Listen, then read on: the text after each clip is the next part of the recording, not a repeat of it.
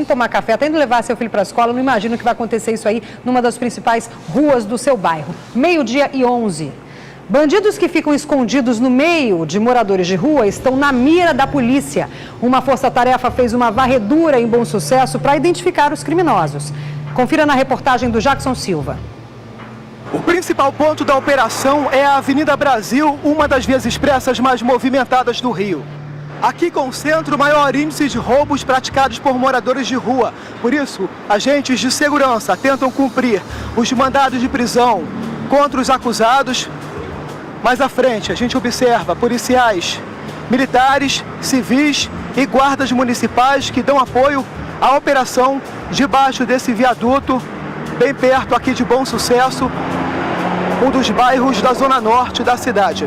São quase 9 horas da manhã, acabou de acontecer um assalto aqui, por isso os policiais vieram para esse outro ponto à procura do bandido que teria corrido para dentro do Complexo da Maré. Chegaram já anunciando a faca, o homem com a faca e a mulher com a faca. Aí chegaram, passa, e todo mundo devolvendo. Quem ameaçasse a pessoa não der, eles querem empurrar a faca na pessoa. Eu fui uma vez. Durante a entrevista, uma denúncia que a polícia vai investigar. A líder é uma mulher. É, uma mulher. Ela é magrinha, sem dente, tem pouco dente na frente, magrinha, cabelo liso. No local, moradores de rua fizeram um acampamento improvisado. Várias barracas debaixo do viaduto. A maioria, de acordo com a polícia, é usuário de crack. Esta moradora de rua foi encontrada dormindo entre essas barreiras de concreto, sem nenhuma condição de higiene, em um local de completa miséria. Aqui eles fazem uma verdadeira varredura para tentar localizar possíveis pertences roubados. Os acampamentos eram usados como rota de fuga dos bandidos. Exatamente aqui, segundo a polícia, os criminosos se escondiam. Durante a varredura, os agentes encontraram celulares como este daqui, além de relógios, documentos e bijuterias. Dados do Instituto de Segurança Pública apontam que houve aumento de roubos, principalmente na Avenida Brasil. De janeiro a setembro deste ano foram registrados 406 casos, quase o dobro se comparado ao mesmo período do ano passado, com 206 roubos. A Avenida Brasil é margeada por dezenas de favelas dominadas por facções criminosas.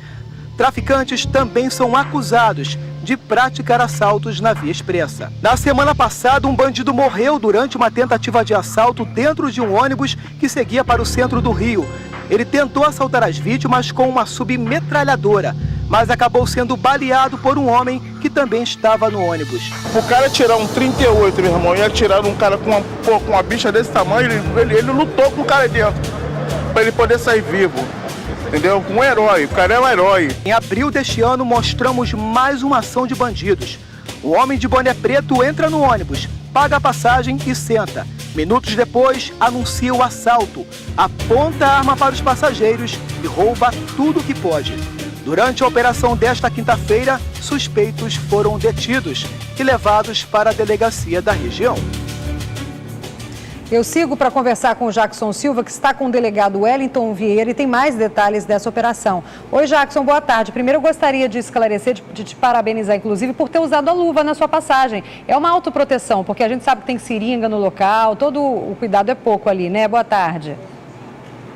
Verdade, Eliane. Com certeza aquele lugar sujo, infelizmente, onde humanos vivem, dormem ali, tive realmente que botar a luva, tá? Boa tarde para você, boa tarde a todos que nos acompanham. Durante 30 dias, os agentes investigaram o local exato onde criminosos usavam como esconderijo após praticarem os crimes na Avenida Brasil. Foi preciso, sim, uma força-tarefa, entre outras unidades de segurança, incluindo, inclusive, a Secretaria Municipal de Assistência Social, já que estamos falando de moradores de rua. Quem vai explicar melhor para a gente sobre essa operação é o doutor Wellington. Doutor, boa tarde. Uma operação de combate ao crack também e desarticular essa quadrilha que está praticando crimes em plena luz do dia. Pois é, eles agem a qualquer hora do dia, da noite, atacam as pessoas também na Avenida Brasil, são usuários de crack que roubam para manter o vício. Então, são violentos, né, doutor? São violentos, você está vendo aí facas apreendidas, simulacro de pistola, um simulacro de granada.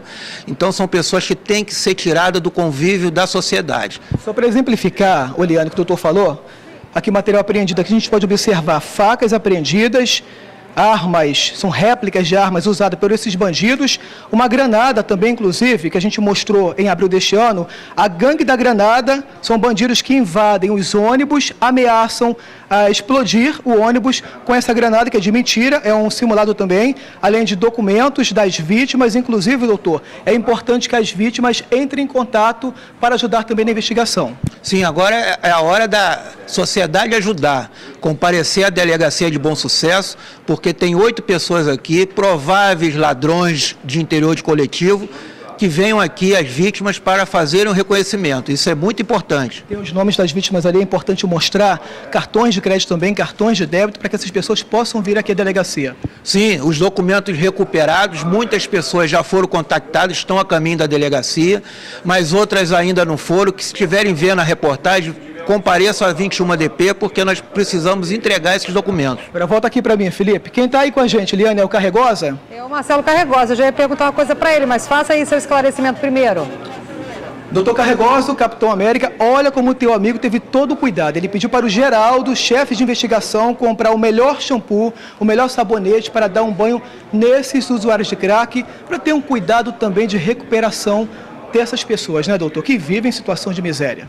E logo após o banho, vão todos ficarem presos e serem apresentados ao judiciário para, se Deus quiser, a prisão ser confirmada. E a operação continua. Sim, vamos fazer outras operações na Avenida Brasil, porque a ordem do chefe de polícia é baixar os índices de roubo no interior de coletivo na nossa região.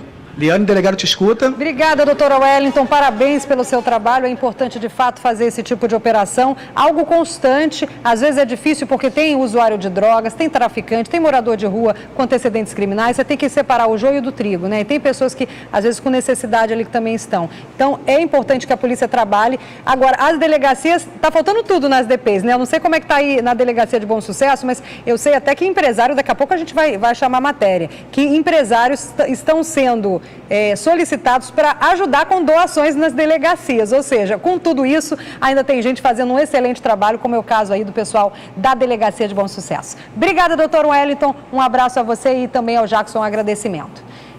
Doutor Marcelo, uma dúvida que eu ia tirar, ele está pedindo para as pessoas irem na delegacia fazer o reconhecimento. Como é que é esse processo? Porque às vezes a vítima tem medo, tá? O bandido lá preso, e como é que é feito isso? Normalmente toda delegacia tem aquele sala de reconhecimento, que é aquela sala que você vê em filme, que é aquele vidro falso, que você bota, a vítima fica de um lado, que a pessoa do outro lado não consegue ver, e a pessoa fica, e você enfileira várias pessoas e pergunta, você reconhece algum deles?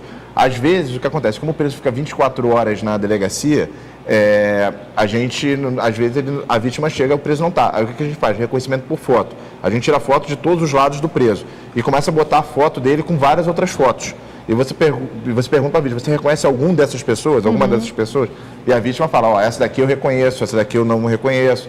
E aí a gente começa a ver também a situação, pelo horário e tudo mais. A Avenida Brasil é um local muito problemático. São 2 fatores que você tem que analisar separadamente. Primeiro, a Avenida Brasil é uma Disneylândia para bandido, porque é engarrafamento, favela para tudo que é lado.